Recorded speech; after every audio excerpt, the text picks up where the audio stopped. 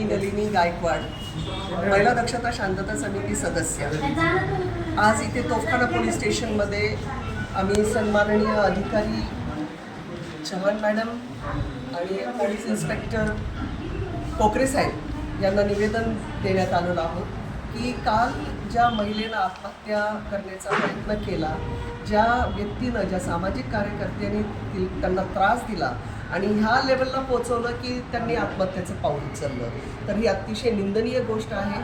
आणि याचा आम्ही त्रिवार सर्व शांतता समिती, सामाजिक कार्यकर्ते इथे आहेत, त्यांच्या वतीनं आम्ही याचा तीव्र निषेध करत आहोत. अशा घटना घडू नये की ज्या रक्षण करणाऱ्या आमच्या ज्या महिला भगिनी आहेत, ज्या पोलीस महिला आपलं घरदार सोडून आमच्यासाठी अहोरात्र काम करत असतात, अशा महिलेवर ही वेळ यावी आत्महत्येची, ही अतिशय निंदनीय गोष्ट आहे.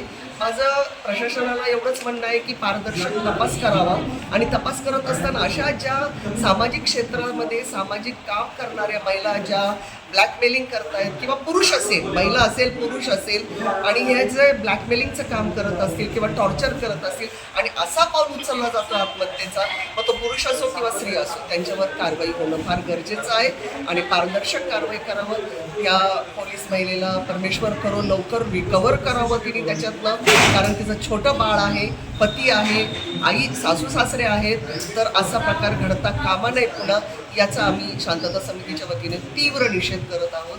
जय हिंद, जय महाराष्ट्र.